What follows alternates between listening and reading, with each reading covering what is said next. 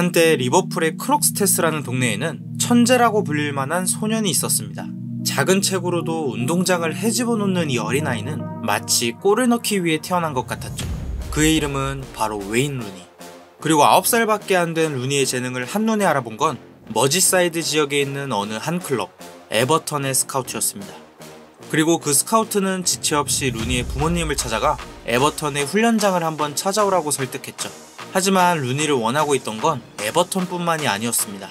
그들의 라이벌 클럽이었던 리버풀 역시 그의 재능을 주목하고 있었고 이미 루니와 접촉한 상태였죠. 그 소식을 알아낸 에버턴 스카우트는 루니만큼은 반드시 영입해야 한다고 판단해 그가 훈련장에 오기로 한 날을 더 일찍 앞당기기로 결정했습니다. 그렇게 오게 되는 대부분의 아이들은 클럽의 훈련장에 들어서는 순간 긴장한 나머지 몸이 굳어버리는 경우가 많았습니다. 그들에게 그곳은 큰 무대와도 같은 곳이었을 테고 심지어 루니는 9살밖에 되지 않았었죠. 하지만 루니는 다른 아이들과는 전혀 달랐습니다. 그 나이 때의 모습 그대로 수줍은 모습을 보여주다가도 공을 골대에 꽂아 넣어야 하는 순간이 오자 그런 수줍음은 흔적도 없이 사라져버렸죠.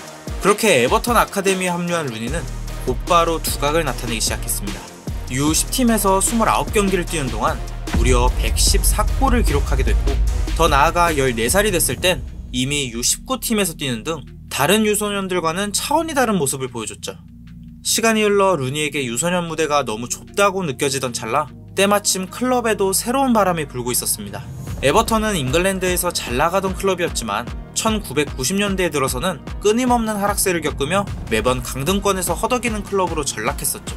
그로 인해 클럽의 부활을 위해 새롭게 부임한 모에스 감독은 팀에 여러가지 변화를 주고 있었고 그중 하나가 바로 팀에 새로운 활력을 불어넣을 젊은 피를 수혈하는 것이었습니다. 새롭게 시작된 02-03 시즌 프리미어리그 1라운드 선발 명단에 루니의 이름이 들어가 있었고 이때 그의 나이는 고작 16살이었습니다. 그리고 이 어린 소년의 등장은 그동안 강등권 싸움에 지쳐있던 에버턴 팬들에게 그저 한 줄기 빛이자 새로운 희망이었습니다. 16살의 루니에겐 한 가지 바람이 있었습니다. 그것은 바로 자신이 17살이 되기 전에 반드시 프리미어리그 데뷔골을 넣는 것. 하지만 그의 생일까지는 단 5일밖에 남지 않은 상황이었고 그때까지 남은 경기는 단 한 경기뿐이었죠. 그렇게 2002년 10월 19일 루니에게 주어진 마지막 기회가 다가왔습니다. 그러나 언제나 그렇듯 주인공에게는 항상 고난과 시련이 함께 찾아오는 법이었죠. 그날 에버턴의 상대는 무려 30경기 무패를 달리고 있던 디펜딩 챔피언 아스널이었습니다. 설상가상 루니는 선발이 아닌 후보 명단에 있었기에 그저 자신에게 남은 마지막 기회를 벤치에서 지켜봐야만 했죠. 물론 16살의 어린 선수를 매번 풀타임을 뛰게 할 수도 없는 노릇이니 에버턴의 입장도 이해는 갑니다만 루니는 그런 걸 이해할 성격이 전혀 아니었습니다. 그저 불도저처럼 자신이 선발에 들지 못했다는 것만 생각하며 화가 잔뜩 난 상태였죠. 어느덧 경기는 후반 80분이 지나가고 있었고 1대1 동점인 채로 시간은 하염없이 흘러가고 있었습니다. 그리고 사실 이런 강팀을 상대로 비기기만 해도 에버턴은 아쉬울 게 전혀 없던 상황이었습니다. 분노로 가득 찬 이 소년만 빼고 말이죠. 그렇게 10분 남은 상황에 교체로 들어간 루니는 후반 90분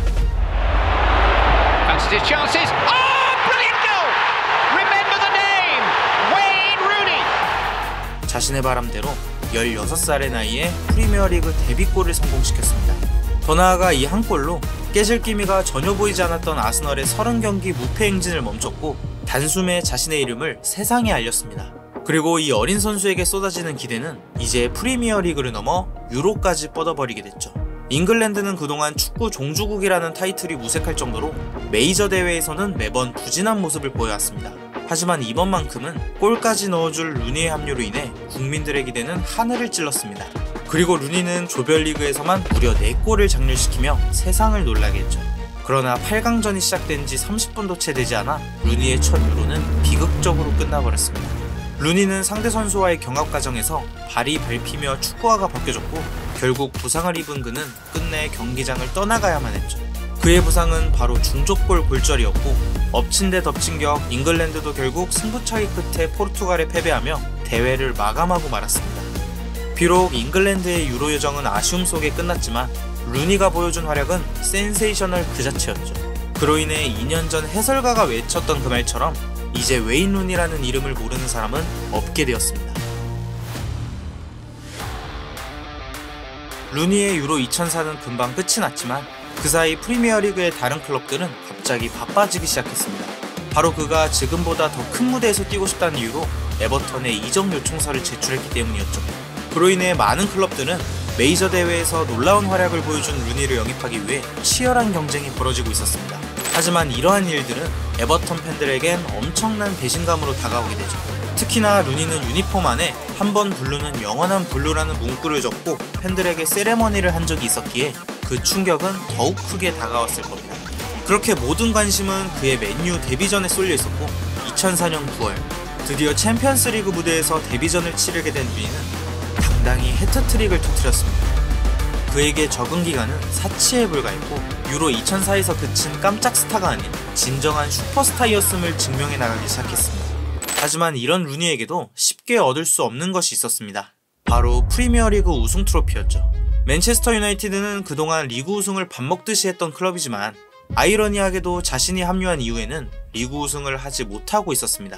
그리고 이런 상황은 잘못된 승부욕으로 나타나기 시작했습니다. 2006년 4월 29일 스탠퍼드 브리지에서 첼시와의 맞대결이 열리는 날, 당시 첼시는 승점 1점만 얻어도 리그 우승을 확정지을 수 있는 상황이었고 루니는 그 사실을 견딜 수 없을 만큼 어렸죠. 그로 인해 루니는 경기에 나서기 전 평소에 쓰지 않던 크고 긴 금속 스터드의 축구화를 신고 출전하게 됩니다. 바로 누군가를 다치게 하려고 말이죠. 하지만 잘못된 승부욕은 모든 것을 망쳐버렸습니다. 경기 중 루니는 존 테리의 발목을 밟아 그의 양말을 피로 물들였고 얼마 후 그 대가를 그대로 돌려받았습니다. 루니는 태클을 당하며 쓰러졌고 결국 다시 한번 중족골 골절이라는 부상을 입게 되었죠. 경기는 3대0으로 완패를 당하며 결국 리그 우승을 내줬고 그것보다 더 큰 문제는 2006 독일 월드컵이 2달도 채 남지 않았다는 것이었습니다. 비상이 걸린 잉글랜드는 산소 텐트까지 동원하는 등 루니 제알에 힘을 쏟기 시작했죠. 결국 루니는 월드컵 엔트리에 이름을 올리며 간신히 월드컵에 출전했습니다만 돌이켜보면 이건 잘못된 선택이었습니다. 루니는 대회 내내 진통제를 맞아가며 버티고 있었고 훈련 중 사타구니 부상까지 추가로 입었지만 이를 숨긴 채 경기에 나섰죠. 그로 인해 결과적으로 대회에서 단 한 골도 기록하지 못했습니다. 그리고 더 큰 사건은 다시 한번 8강전에서 만난 포르투갈전에서 터졌습니다.